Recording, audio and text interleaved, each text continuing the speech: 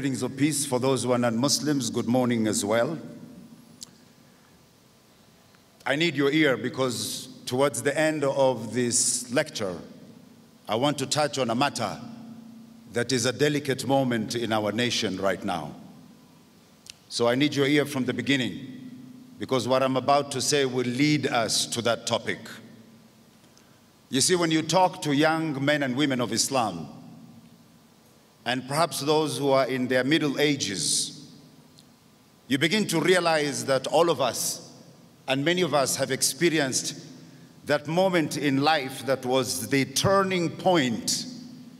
So as we navigate our lives every day, there was a moment at one point of our lives that almost turned us in a certain direction. So when you become fixed in a certain direction and you are steadily focused in that direction, you have a firmness in purpose. You are said to be steadfast in Islam.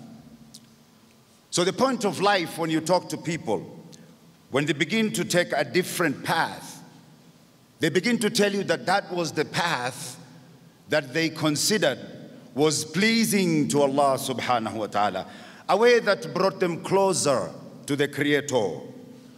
And to many, and I need the young men and women of Islam to pay attention to this, and to many, it was the education that they went through, the formal education through the universities and colleges and other institutions of learning, because that opened their mind to explore, to think, to analyze, and to critically look at literature.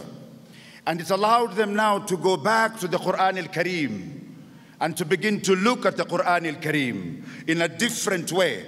And it is the Quran al-Kareem then in the end and its teachings that bring you closer to Allah subhanahu wa ta'ala. So those young men and women of Islam who are negligent about formal education, you need to think again, because it has its place and it has its value. The capacity of the human intellect, that place that we know as the mind, where you can think and then grow from that thinking, that the more knowledge you acquire, and this is the only deen. So if you study comparatively Christianity, Judaism, and Islam, you'll find that this is the only religion that says that the more knowledge you acquire, the more it brings you closer to the Creator. Again, the ability to look at literature and to begin to understand it. My brothers and sisters in Islam, where does all this happen to you as a human being? The heart is the center of all this drama. Because if you look, the winds of doubt, the winds of confusion, this is a serious matter, and it comes into the heart. So that's why the heart is known as al-qalb.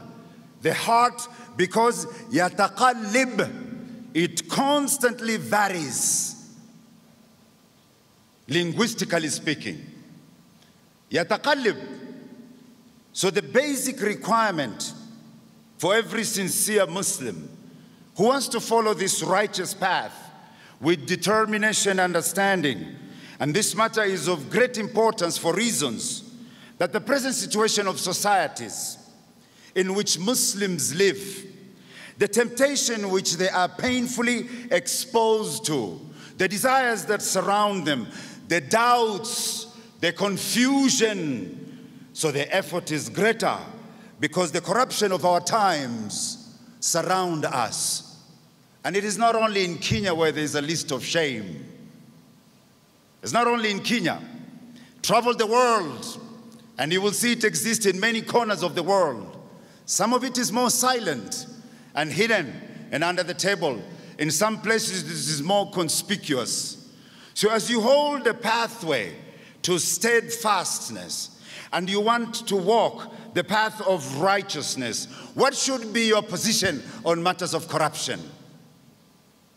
What should be the position of Muslims when matters like this are announced nationally, should Islam and Muslims have a position? Should they be in support or against that? And who comes out to speak against that? You see, steadfastness and that path of righteousness is not about making a lot of ruku and sujood. No. Just like knowledge, like Imam Malik said, لَيْسَ الْعِلْمِ كَفْرَةُ الرِّوَايَاتِ. Having knowledge doesn't mean having a lot of narrations, so you can mesmerize people with the ayat and, you know, the ahadith that you caught. ولكن العلم نور. That knowledge is a light.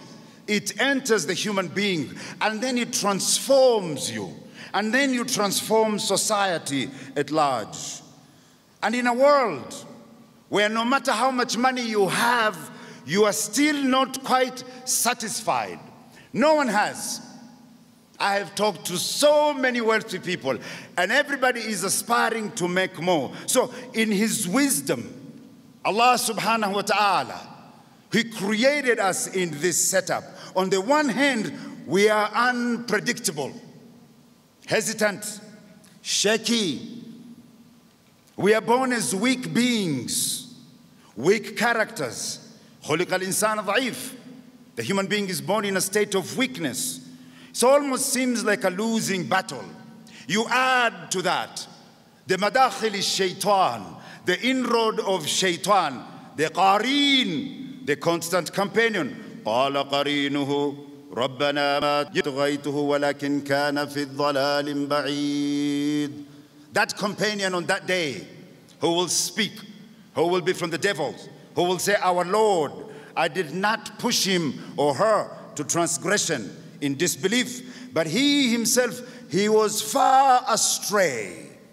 So you add all that to the mixture. And then there is the nafs, an-nafs al-ammara, the evil soul.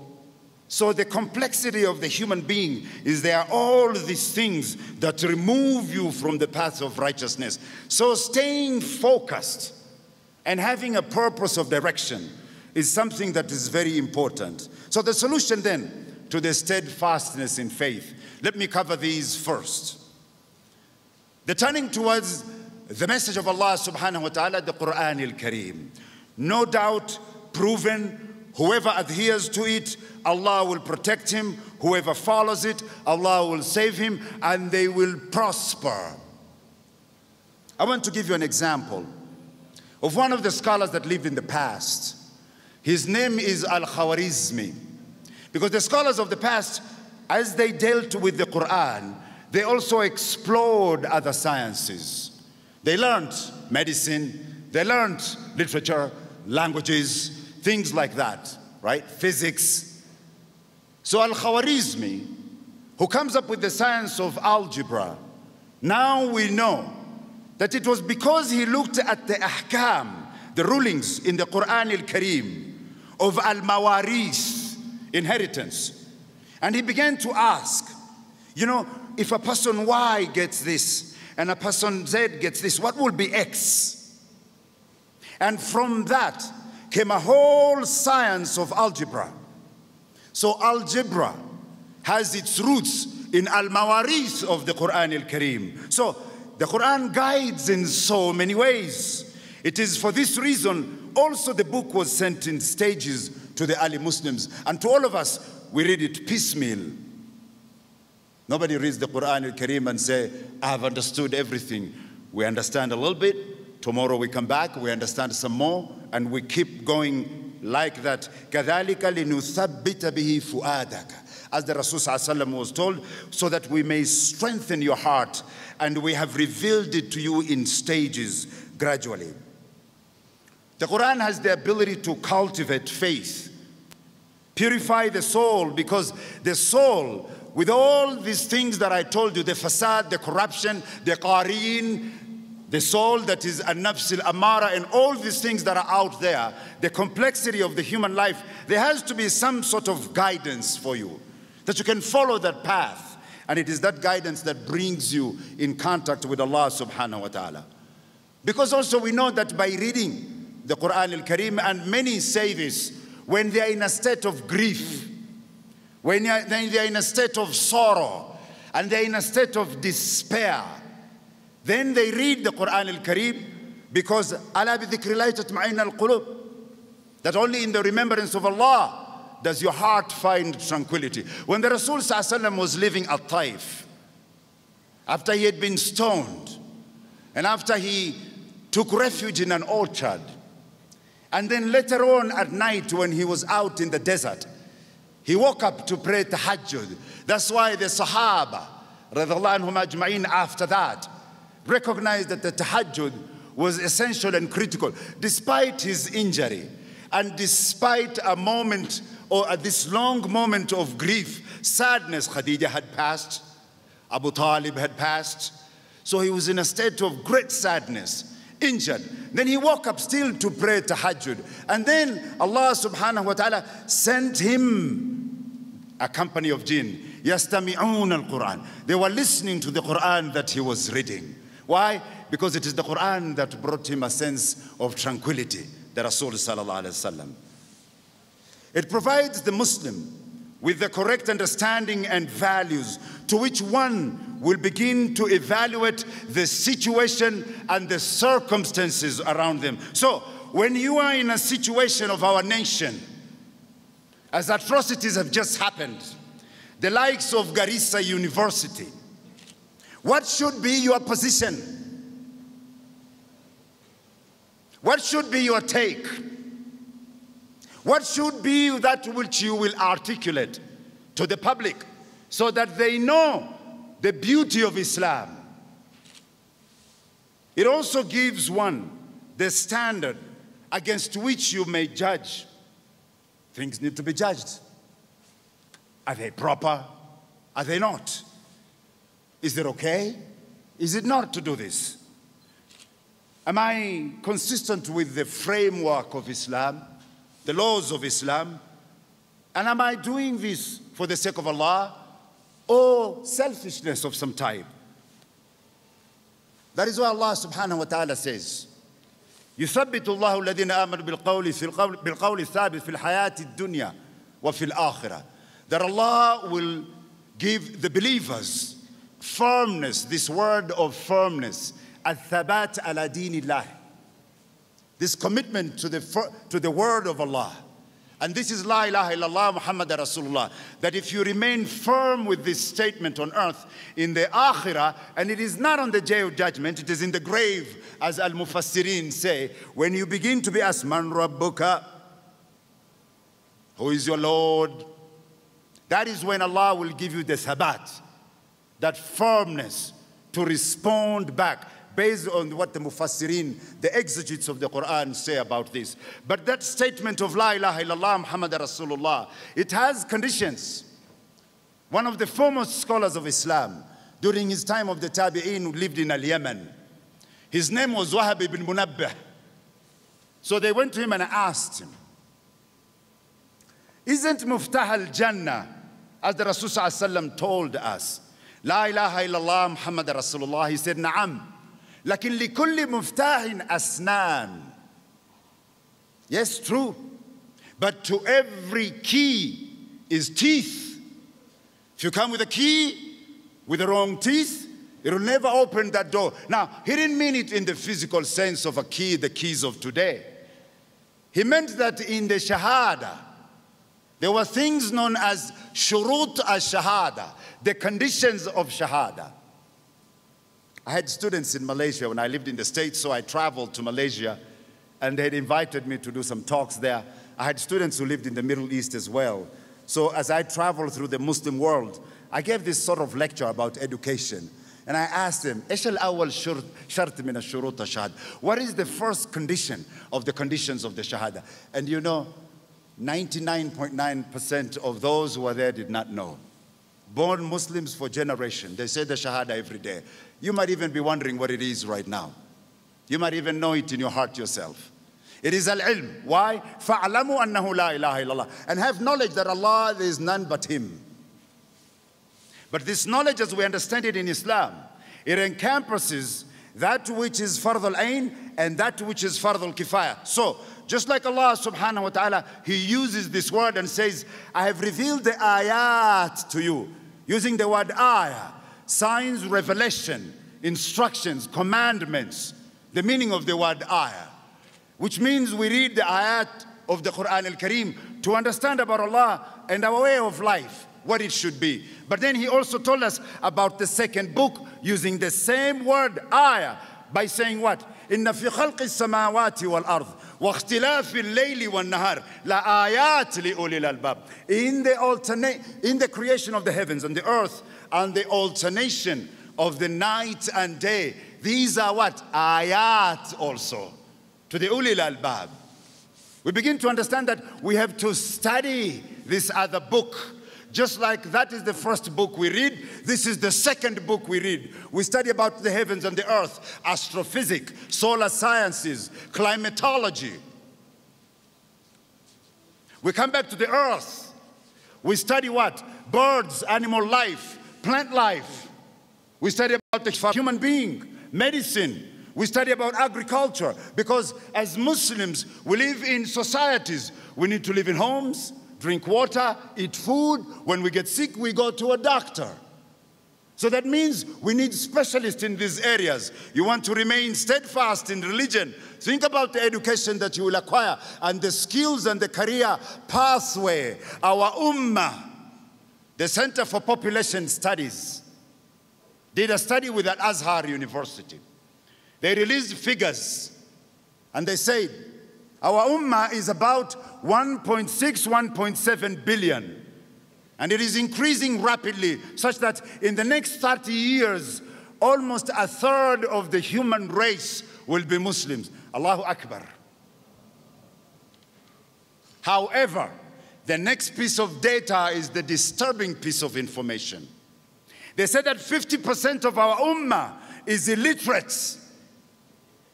They don't know how to read and write in any language, even the language of their nation that they live in. I have seen this firsthand. I've been to Yemen, to Asia, and to other places, and I've met communities of people who do not know how to read. Like this flight I was taking from Dubai to Alexandria, Egypt. A young man sitting next to me. As we landed, you are given those cards to fill out. You know, the country that you're going wants information about you for security purposes and so on. The young man opens his passport and he says, "Law samaht, when raqam al-jawaz?" He's 25 years old. He said, "Excuse me, please, where is the passport number here?"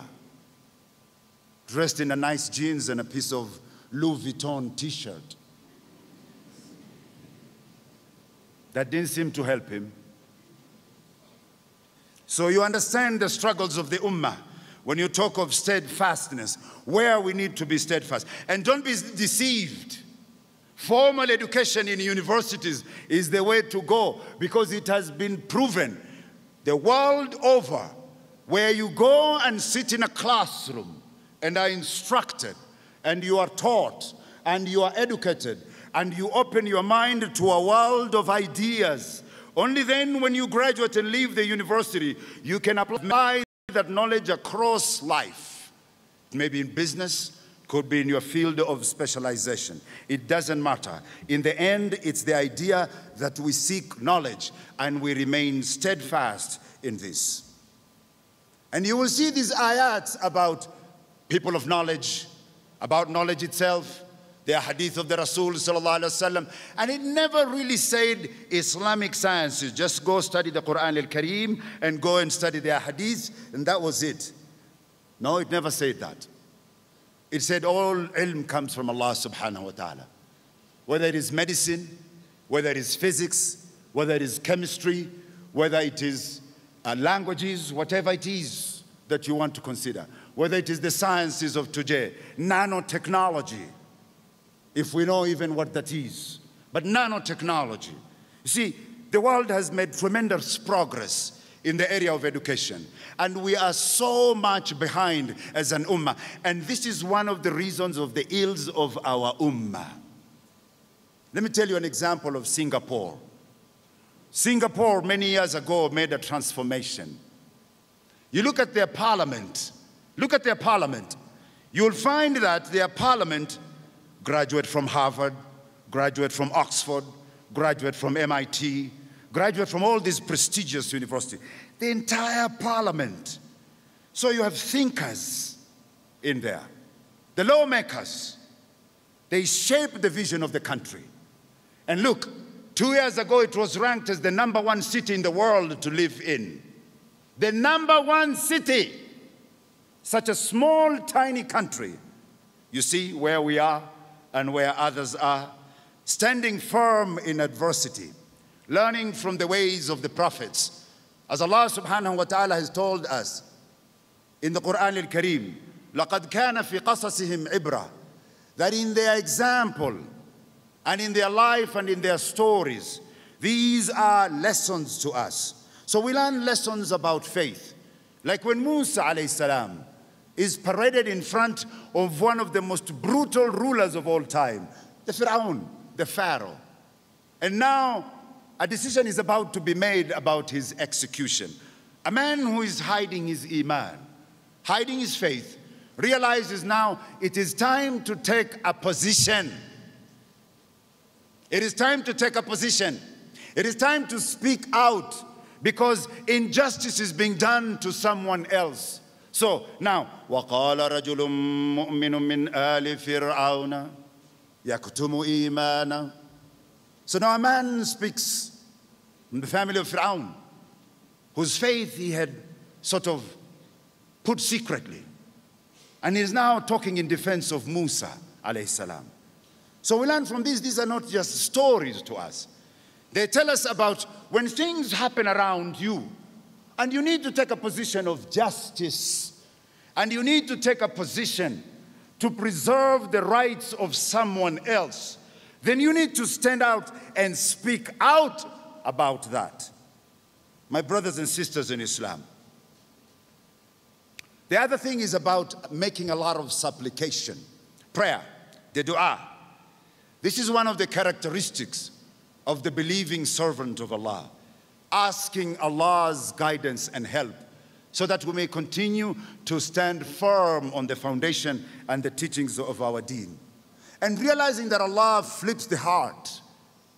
It can go one way or the other. That is why one of the favorite du'as of the Rasul sallallahu alaihi wasallam is what? Allahumma ya muqallib al-qulub, thabbit qulubana ala dinik.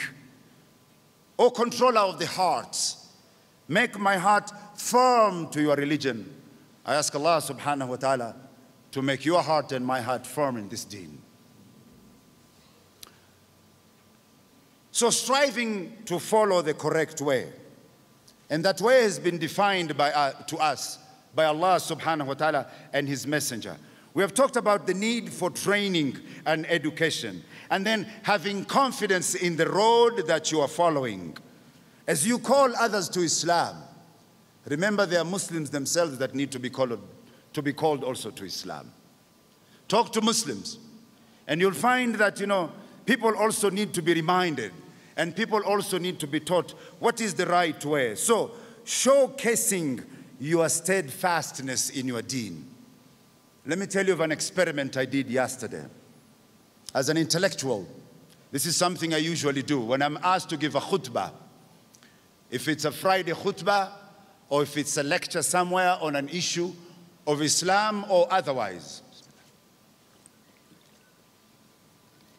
I take a random sample of thoughts and ideas from those that I encounter. So I asked someone, and I said, how would steadfastness apply into your daily life?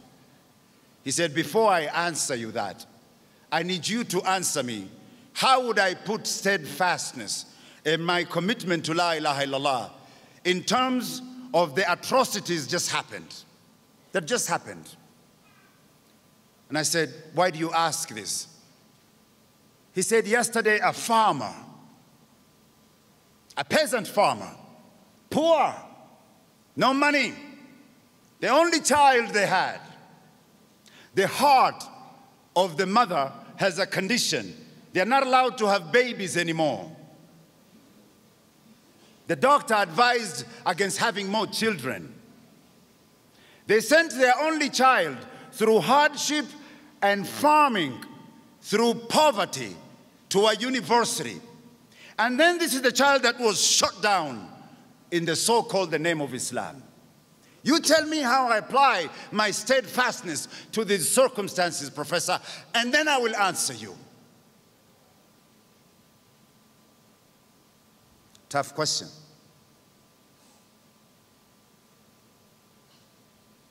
You must understand the delicate nature of our nation right now. There is a concept in Islam that Allah subhanahu wa ta'ala had set a stage of the believers, for the believers, how we operate, that we do not engage in evil, and that those who wrong us, we do not return by another wrong. Like the Prophet sallallahu alaihi wasallam said, "La takunu imma, takuluna in ahsana an-nasu ahsana, wa in asa'a an-nasu ahsana, walakin wattinu anfusakum." Don't be like a puppet on a string. You know the puppet? You pull one string, the arm goes up. Another string, the legs go up. But instead, such that when people do good, you do good. When people do wrong, you do wrong. And then he said, instead, have a position in life. When people do good, you do good. When people do wrong, you correct them. So the principle that we are taught throughout time is that Islam, as I answered this person when I was sampling those that I was sitting with, that Islam came to protect things that it considered essential for human sustainability and human life. That the number one thing, that if you want to remain steadfast, that Islam protects the deen and the faith and the spiritual well-being of the human being. And it is not only talking about protecting the deen of Muslims. It talks about protecting the deen of the people. We understand that the religion of Islam is the right religion to us. We are callers. We call to the right way. But we do not go to kill other people in the name of religion just because they worship another God other than Allah. We call. This is the understanding for Muslims. So when we call to this message, we plant a seed. I want to tell you a story. I was in Nashville, Tennessee. And one of the professors of a nearby university came to me and he said, "There's a class I'm teaching on languages. And I want you to come and talk about the Semitic languages."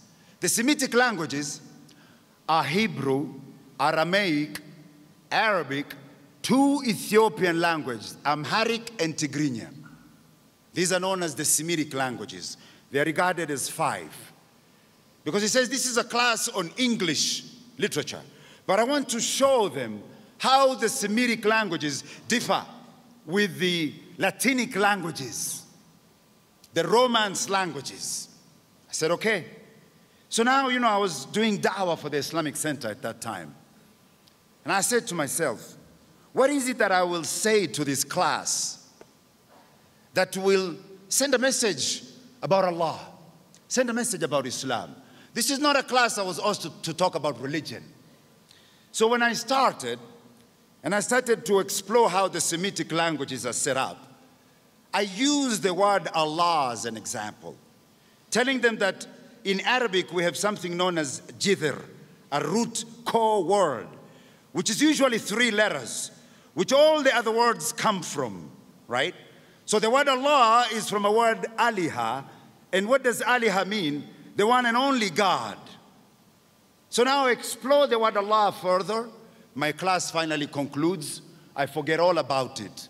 3 years later, I was the khatib that Friday, going to the mosque. A young man is by the door. And he said, excuse me, you don't know me, but I know you. And I said, it's possible. You are so-and-so? And I said, yes, my name is Awadth bin Hazim. He said, I am the product of the seed that you planted 3 years ago. I didn't understand. I said, what do you mean? He said, you remember you came to a class, you talked about is Allah the Semitic languages? I said, yes. I remember about 3 years back. He said, I was a student in that class. When I left, I wanted to explore who Allah is. And I wanted to understand. And it led me to the Quran al-Kareem. And today I'm here to do my shahada. The seed that you plant, you never know when it will grow. Your job and my job, be not deceived about this. It is never by the sword or by the bullet. It is by good words and convincing proof. That is why this deen is known as a deen of Burhan. And the meaning, linguistically speaking, in Arabic, it means convincing proof. That you convince people with good words. So my brothers and sisters in Islam, I know I started late, but I will be given more time, inshallah. What I want to bring to your attention is that we do not battle people of other religion. And we do not take human life based on religion. This is not the position of Islam. Islam respects human life. And it considers it a grievous sin with the punishment of hellfire for those who enter into the domain of Allah, who is the one who gives and takes life, not you and I. No matter how wrong the person, no matter what kind of evil act they have done, we leave it to Allah subhanahu wa ta'ala. The next thing that I told him, this person who gave me that scenario of the farmer, the next thing that I told them is that we are told in Islam to recognize that all of us are human beings, that we not only protect the deen, the faith of the people, we protect the human soul, that spirit, that one day may come to experience the sweetness of worshipping Allah subhanahu wa ta'ala. Like in the experience of the Rasul sallallahu alaihi wasallam from Taif, who refused the destruction of a city that had abused him verbally and physically. And he had the power and the permission to cause that destruction if he wanted, and he refused it. Why? Because Islam respects human life. We remain steadfast in that position. We articulate that position to each and every person we meet. They don't only have to be Muslims, even the non-Muslims, because whoever is doing these atrocities is driving a wedge between Muslims and people of other faiths, and we should not allow that. Islam is a religion of tolerance, and we remain steadfast in that position. It holds the human soul in high esteem. It considers the attack against innocent human beings as a grave sin. Like in the hadith that Ibn Umar related, that the first of those matters that Allah will take you to account on is about ad-dima, the blood shed that you caused on earth. Then we know that Islam protects the mind. This is what I was telling this young man. And what do we mean by this? This is beyond the issues of praying, and teaches us that you cannot waste your mind. That the mind is an intellect that Allah subhanahu wa ta'ala gave you as a gift to humanity. Because it is where you learn and you think, like I told you. Here is where you comprehend, you explore, you analyze, you research, you invent, you discover. And you do not discover only to help Muslims. The discoveries of the golden age of Islam, whether it was Al-Khwarizmi, whether it was other scientists, they lasted for centuries, and they helped the entire human race. The intellect is an important element in us. It allows us to keep the Creator in proper perspective. It must be kept pure. No impurities. Cannot be brainwashed to do what is unacceptable in the sight of the Lord. For someone to throw away their minds and allow a brainwashing of some type to take place, and then knowledge and the proper thinking is removed, dominated by someone else's evil thoughts, brainwashed by others to the point where they go and take the life of another. وَيَعُوذُ بِاللَّهِ. Why do you think they have statements that a mind is a great thing to waste? So Islam protects, it asks us to protect the mind. And each one of us must remain steadfast and make sure that their mind is not filled with corrupt ideas, evil, satanic ideas. خطوات الشيطان, the footsteps of shaitan, مداخل الشيطان, those ways that a shaitan enters into us and causes us to drift far away from the path of steadfastness. You keep the mind clear. Then Islam, the fourth thing, it protects family values, others say honor. It protects that basic human life and human structure, which is the basic unit, is the family. Families form communities, communities form societies. So the family is important. And Islam has protected the family.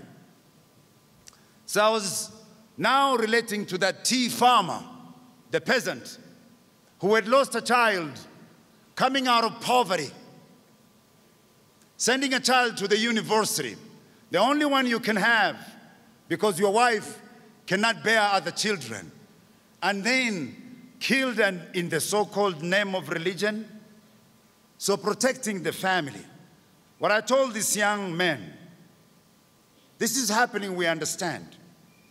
And for those who have died in these tragedies, loved ones gone, families taken through the anguish, the sadness, the tragedy. Look at how many families are affected, shattered lives. And for generations, the stories will be told to their family members. It will be propagated. Shattered lives.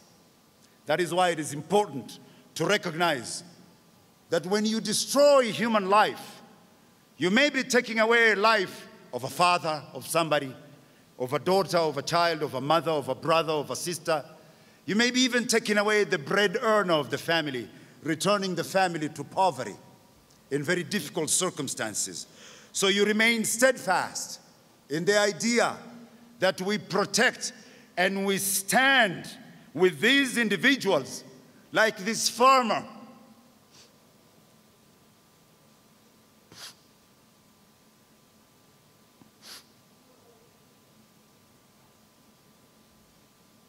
He's not a Muslim. But you have to feel the pain of the people. Like the Rasul sallallahu alaihi wasallam, when he stood to protect the rights in Hifd al-Fudul of a Yemeni merchant who was not a Muslim, denied his rights to be paid his dues from the Quraysh, and he stood to protect what was his. Can you imagine the powerful lessons of Islam and how they apply in these circumstances? And every one of us must be able to articulate this. Explain it clearly to others that Islam is truly innocent of what it is being accused of and stands far from what happened. It removes itself as the inciter of these tragedies. Those who say they hold their weapon of destruction and then they raise their finger towards Allah subhanahu wa ta'ala, wa ya'udhu billah. That finger only points them to the nar jahannam. My brothers and sisters in Islam, this is what peace means in Islam. It means when you feel that the security of one's faith, one's soul, one's mind, one's family, and one's wealth are protected at all times. And every Muslim is to be steadfast in these teachings and be a caller to this beautiful message of Islam. أقول ما تسمعون واستغفر الله لي ولكم فيستغفرونه وغفور رحيم. السلام عليكم ورحمة الله وبركاته.